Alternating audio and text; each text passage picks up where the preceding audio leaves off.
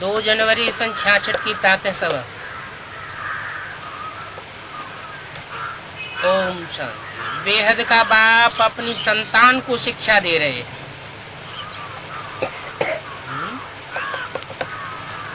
कौन शिक्षा दे रहे हैं?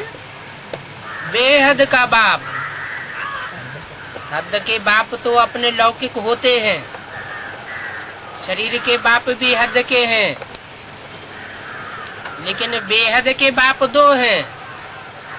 एक बिंदु बिंदु आत्माओं का बाप सुप्रीम सोल शिव, और दूसरा है जो भी इस मनुष्य सृष्टि में मनुष्य है 500-700 करोड़, उन सबका बाप,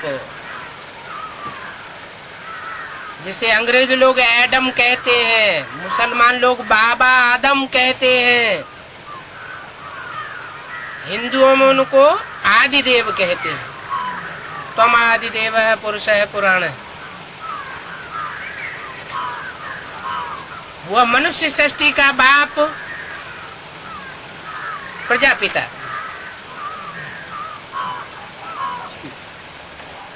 और दोनों ही बेहद के बाप इकट्ठे हो चुके। सुप्रीम सोल जो जन्म मरण के चक्कर से न्यारा है, सदाशिव है, वो मनुष्य सृष्टि के बाप में प्रवेश करता है। तब कहता है कि बेहद का बाप अपनी संतान को शिक्षा दे रहे हैं। पराई संतान को शिक्षा नहीं दे रहे हैं। किसको शिक्षा दे रहे हैं? अपनी संतान को। अपनी संतान और पराई संतान,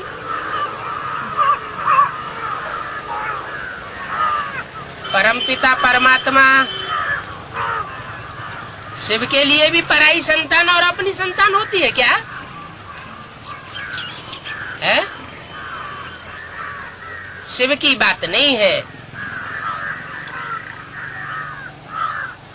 वो तो कीड़े मकोड़े, पशु पक्षी पतंगे मनुष्य सबकी आत्माओं का बाप है। वो सब आत्माएं बैठ शिक्षा नहीं लेती है। कीड़े मकोड़े पशु पक्षी मिसल मनुष्यों में भी हैं। वो परमात्मा बाप से शिक्षा नहीं लेती है। इसलिए बोला वह बाप अपनी संतान को शिक्षा देते। अपनी संतान माने दुनिया में धर्म पिताएं तो बहुत हैं, जो आकर के अलग अलग धर्मों की स्थापना करते हैं। जैसे इब्राहिम आते हैं, इस्लाम धर्म स्थापन करते हैं। महात्मा बुद्ध आए, उन्होंने बौद्ध धर्म स्थापन किया। क्राइस्ट आए, उन्होंने क्रिश्चियन धर्म स्थापन किया। तो वो जो द्वापर युग से आने वाले अलग अलग धर्म पिताएं हैं, वो अपनी संतान को बैठ शिक्षा देते हैं। ऐसे ही सुप्रीम सोल बाप प्रजापिता में प्रवेश करके अपनी उस संतान को, उन संतानों को शिक्षा देते हैं जो पूरे 84 जन्म लेकर के देवता बनते हैं। जो कम जन्म लेने वाले हैं वो दूसरे धर्मों में कन्वर्ट हो जाते हैं। वो उसकी अपनी संतान नहीं है। क्यों? क्योंकि उन धर्मों में भी जो अपने अपने धर्म के पक्के होते हैं, वो किसी की बात नहीं सुनते।